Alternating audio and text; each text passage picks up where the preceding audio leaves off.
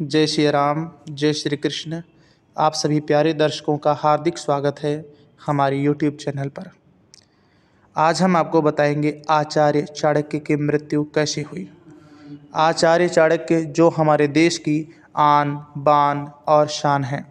राजनीति शास्त्र और अर्थशास्त्र के ज्ञाता महान चाणक्य की मृत्यु आखिर कैसे हुई, ये हर कोई जानना ही चाहेगा। आचार्य चाणक्य ने ऐसे ऐसे आश्चर्यचकित कर देने वाले कार्य किए हैं जो हम सोच भी नहीं सकते। आचार्य चाणक्य का जीवन बहुत ही रहस्यों से भरा हुआ है।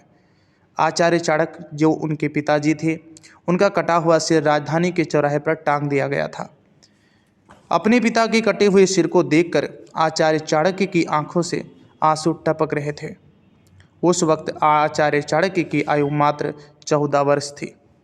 रात के अंधेरे में उसने बांस पर टंगे अपने पिता के सिर को धीरे धीरे नीचे उतारा और एक कपड़े में लपेट लिया। अकेले पुत्र ने पिता का दाह संस्कार किया। तब कौटिल्य ने गंगा जल को हाथ में लेकर के संकल्प लिया, हे माँ गंगे, जब तक तेरे मेरे पिता के हत्यारे धनानंद से अपने पिता की हत्या का प्रतिशोध नहीं ले लूँगा, तब तक कोई भी पकाई हुई वस्तु जैसे दाल, चावल, रोटी, सब्जी या कोई किसी भी प्रकार का पकाया हुआ भोजन मैं नहीं करूँगा। जब तक महामात्य के रक्त से अपने बाल नहीं रंग लूँगा, तब तक यह शिखा खुली ही रखूँगा। मेरे पिता का तर्पण भी तभी पूर्ण होगा जब तक कि मेरे पिता के हत्यारे धनानंद का रक्त पिता की राख पर नहीं चढ़ेगा। हे यमराज, धनानंद का नाम तो तुम अपने लेख से काट दो, उसके मृत्यु का लेख अब मैं ही लिखूंगा। आचार्य चाणक्य ने न सिर्फ अपनी प्रतिज्ञा पूरी की, बल्कि उन्होंने एक साधारण सी महिला मुरा के पुत्र को मगध की गद्दी पर बैठा दिया। कहते हैं कि मुरा के कारण ही चंद्रगुप्त का उपनाम मौर्य पड़ा। इस चंद्रगुप्त का पुत्र बिंदुसार था और बिंदुसार का पुत्र ही महान सम्राट अशोक था। अब सवाल यह उठता है कि अखंड भारत का निर्माण करने के बाद आचार्य चाणक्य की मौत कैसे हुई। अगले पन्ने पर हम आपको बता रहे हैं। आचार्य चाणक्य की मौत के बारे में कई तरह की बातें उल्लेख में मिलती हैं।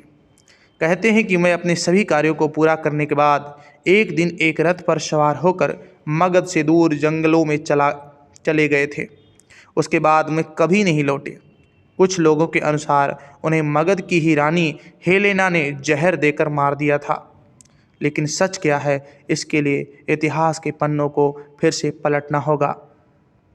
उनकी मृत्यु को लेकर इतिहास के पन्नों में एक नहीं अनेक कहानियां प्रचलित हैं, लेकिन कौन सी सच हैं ये कोई नहीं जानता। आचार्य चाणक्य की मृत्यु कैसे हुई थी, इसको लेकर दो तरह की कहानियां प्रचलित हैं, लेकिन कौन सी सही हैं ये कोई नहीं जानता। उनकी हत्या की गई थी या उनके मृत्यु का कारण क्या है वह स्वयं थे या कहना मुश्किल होगा। पहली कहानी, चंद्रगुप्त के मरने के बाद आचार्य के अनुशासन तले राजा बिंदुसार सफलतापूर्वक शासन चला रहे थे, लेकिन इसी काल में वे पारिवारिक संघर्ष षड्यंत्र का सामना भी कर रहे थे। कहते हैं कि परिवार और राज दरबार के कुछ लोगों को आचार्य चाणक्य राजा के प्रति इतनी करीबी पसंद नहीं थी। उनमें से एक नाम राजा बिंदुसार का मंत्री शुभंधु का था, जो कुछ भी करके आचार्य चाणक्य को राजा से दूर कर देना चाहता था। शुभंधु ने आचार्य चाणक्य के विरुद्ध कई षड्यंत्र रचे। राजा बिंदुसार के मन में ये गलतफहमी थी उत्पन्न की गई कि उनकी माता के मृत्यु का कारण कोई और नहीं वरन स्वयं आचार्य चाणक्य ही हैं। ऐसा करने में शुभंधु कुछ सफल भी हो गया। इस कारण धीरे धीरे राजा और आचार्य में दूरियां बढ़ने लगी। यह दूरियां इतनी बढ़ गई कि आचार्य चाणक्य ने महल छोड़कर जाने का फैसला कर लिया और एक दिन वह चुपचाप महल से निकल गए। उनके जाने के बाद एक दाई ने राजा बिंदुसार को उनकी माता जी का रहस्य बताया। उस दाई के अनुसार आचार्य सम्राट चंद्रगुप्त के खाने में रोजाना थोड़ा थोड़ा विष मिलाते थे, ताकि वह विष को ग्रहण करने के आदी हो जाएं, और यदि कभी शत्रु ने विष का सेवन कराकर मारने की कोशिश भी करें तो उसका राजा पर कोई असर न हो। लेकिन एक दिन वो विष मिलाया हुआ खाना गलती से राजा की पत्नी ग्रहण कर लेती है, जो उस समय गर्भवती थी। विष से पूरित खाना खाते ही उनकी तबीयत बिगड़ने लगती है और जब आचार्य को इस बात का पता चला तो वह तुरंत रानी के गर्भ को काटकर उसमें से शिशु को बाहर निकाल लेते हैं और इस तरह राजा के वंश की रक्षा करते हैं।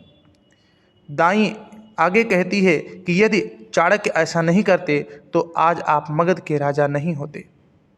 जब राजा बिंदुसार को दाई से यह सत्य पता चला तो उन्होंने आचार्य के सिर पर लगा दाग हटाने के लिए उन्हें महल में वापस लौटने को कहा, लेकिन आचार्य ने इनकार कर दिया। उन्होंने ताउम्र उपवास करने की ठान ली और अंत में प्राण त्याग दिया। दूसरी कहानी, आचार्य को जिंदा जला दिया गया था। एक दूसरी कहानी के अनुसार राजा बिंदुसार के मंत्री शुभंधु ने आचार्य को जिंदा जलाने की कोशिश की थी, जिसमें वह सफल भी हुए।